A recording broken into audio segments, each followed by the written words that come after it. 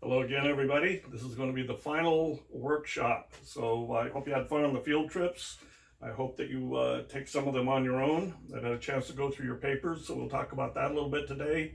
I'll try to keep this brief, just go over the basics so that we can start wrapping everything up. I appreciate all of you sticking it out through this distance learning. It's been a very unusual experience for me dealing with an empty room. But I hope things are working, and I'm glad you stuck it out, and we'll see what the final product is. First, let's review a few things. One of you had that the significant thing was that Elliott was a famous person, which is true, but that's not significant just for a trail or a road network. It's significant for district. So the first question is, and you'll have to decide among yourselves, is this going to be a report? Is this going to be an appendix? Because it will go online and everybody will see your work. We want to share it with future students. How is it going to be formatted? So we'll talk about that as we're going through. But a test of significance for an Elliott district would have Elliott as the first state forester. So that'd be significant. Is the first state forest. So that would be significant, but not for these individual topics. For the whole area, if you want to make a district, and we discussed if you want to make a district, just use the same boundaries, same map as we used for the recreational area 2 years ago. Okay, on test of significance, I think I wasn't clear enough on this. We'll go to the reference section when we go to the computer, but it's very simple. I would suggest maybe each of you have 3 subtitles: significance, description, and recommendations, so they don't get blended. The significance is very simple. It's on page 4 to 8, I think, or on one of the references we used in the second workshop. So you cite that, whatever page it is, and you say, here's a famous person or a famous event or a particular type of construction that makes this resource significant. All of them are over 50 years of age. So you start with the age, and you should have a starting age and an ending age. Now, I don't know how to make that clearer, but if any of you have troubles with it, I can be helpful. So there's age, a famous person, a famous event, a style of construction, and I think I put notes on each of yours to that effect. So that only has to be a couple sentences. But you got to cite SHPO or somebody like that, so there's a document that backs you up on it, that this is a test of significance. So that was I think out of 5 papers, that was one thing that was common, that nobody cited the source and listed specifically what significance was. You had some good discussions of significance, you identified portions of it, but it's not something you make up on your own. It's something that's that you reference. Description, all of you did pretty darn good on that. You described your resource pretty well. I might have made some notes regarding if it looked like it was copying too much from somebody else's source, or you didn't use a citation right or something of that nature. Recommendations, 2 or 3 of you had really good recommendations for what to do. Do you want to retain the resource? Should it be left open for public access? Should it allowed to just go away? Test significance too, coming back to that. Are there archaeological resources where you have foundations and things like that, or old road beds? That's another factor, that there's archaeological resources that make the area significant or potentially significant. So recommendations, what to do next. If you have something on the economics, like keep the roads maintained, where's the money coming from, and you've got some ideas there, that would be helpful. That would be what we've been doing the last 2 years. A few of you didn't have 4 photos, or you had a map that wasn't appropriate. We can go over that. I'm sure I made notes on your paper, but 4 photos are pretty basic. 2 or 3 of you just had them nice selections, and there was no problem. Again, if you have any problems with any of these elements, send me a note, or go through Tasha, or put a note on your paper, and I can be helpful there. Citations. 1 or 2 of you just did excellent. You put the title, the author, the date, the page numbers. Others, you put endnotes, you put a number, and then you put the reference somewhere else, or you added unnecessary information. Or the worst one, you got your information from someplace and then you kept it secret. You didn't let anybody know where it came from. So these are the basics again. You're all off to a really good start. You've all got co-authors to help you. So, and we'll go over a little bit more on the computer, but this is time to fine tune and make this a finished product. Okay, here we got the student assignments when we were 7. There's 5 of us now. Indian trails. Quinn, you're off to a good start. I gave you the work by me and Don Ivy, and we were making districts for our report, and that kind of sidetracked you, so you got my notes on that. What I would do, I gave you a link to Lionel Yost's Above the Falls. The first 8 pages describes an Indian trail. He also references it in another one of his books, and Jerry has got a map of it. So I would focus on the Indian trail from Allegheny to Scottsburg. You've got the Indian lady that tells the story. You can repeat that whole thing and just put Yost 2003 or whatever the date is in page 4 to 6 or whatever pages it is. But I would focus on that one trail as advice. Trying to do the network of other trails at this late time would probably be asking too much. Pre-Elliott roads. Kevin, you did really good on that. Yost, of course, set that up for you. It's got a map, Yost does. That should be your map. You don't want to just put in the map that we're using for the whole class, because that shows all kinds of roads. You just want to show your own road system. Like Quinn, you can use Jerry's map. Kevin, you can use Lionel's map. The other thing is the County Road number 3 going to Loon Lake. It's one of the 2 paved roads on the forest. The other one's Highway 38. So I think when we corresponded, I suggested you talk to the county surveyor and ask if there's any history on Highway 38, because they made it a state highway in 1933, but it was under construction in the late 20s. So I think it was a county road for 5 or 6 years there, and that would be your 3 county roads. The last field trip we took to Golden and Silver Falls, we were with Lionel. That might have given you a quote or 2 as well. So that is a really good resource, and you're off to a good start. A paragraph on the Douglas County roads with whatever you find from the county surveyor would be great. You got a map, photos. There are plenty of them from the past field trips to Golden and Silver Falls and so on. CCC roads, Clarissa wasn't able to finish the class. Neither was Nicholas.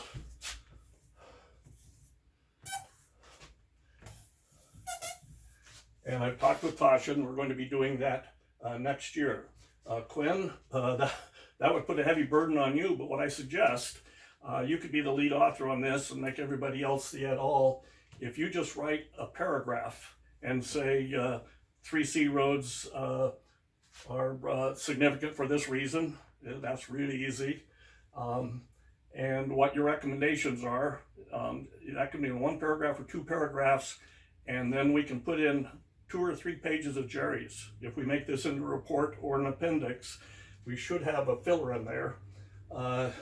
Quinn, you don't have to do that. That's like extra credit, but it would put you at the head of the authorship list, and most of the work would be done by Jerry. Birdie logging, that was kind of a difficult one. And Kevin and Ethan, I wouldn't undertake it. We can just leave that out. The early logging roads are kind of complicated, probably involve early aerial photos. We keep discovering more information as we go, but we can just probably forget that for now. Columbus Day Storm, Reagan, you did really good. Quinn and Ethan are working with you on it.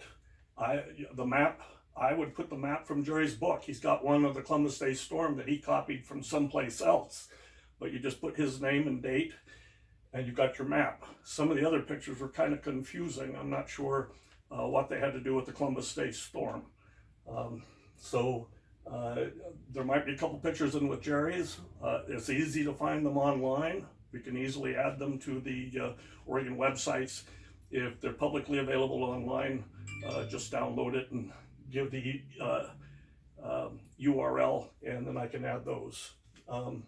Cougar Pass Lookout. Ethan, you did good on that. Most of your work came from Dr. Sullivan's and my website. And if you don't know how to make that into a PDF that we can put onto Oregon websites, because it's a separate website, I can show you how. It's fairly easy. Just go to the portions of the Cougar Pass website and print it, and print as a PDF. It's a good step to learn if you don't know it already. If you do know it, make a PDF file, and then we put it in the reference section, and then it's Sullivan and Zybeck, and then the date you download it, because other websites can change.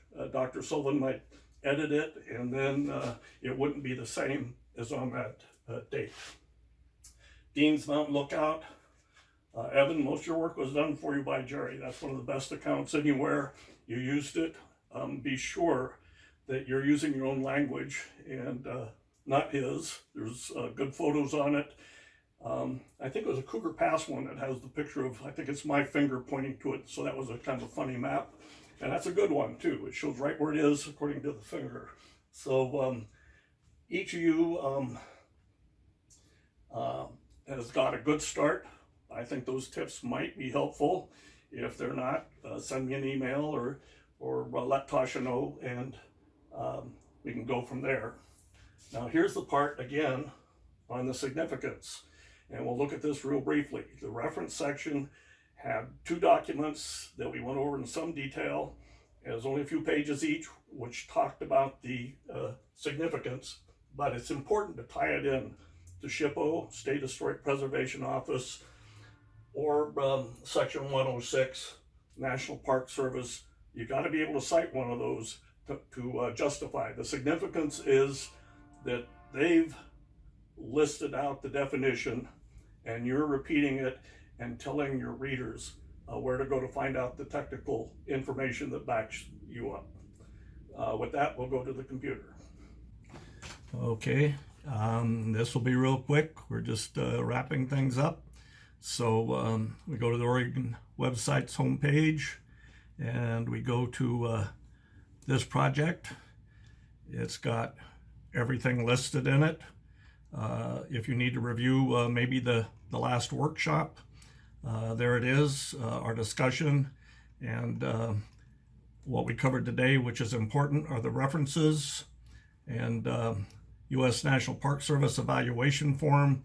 I think that's what we use for our 4 tests, or the Oregon SHPO form. So I would greatly encourage each one of you to find out specifically the page number from one of those documents, cite it accordingly, and use that as your language for your opening test of significance. That's an important part.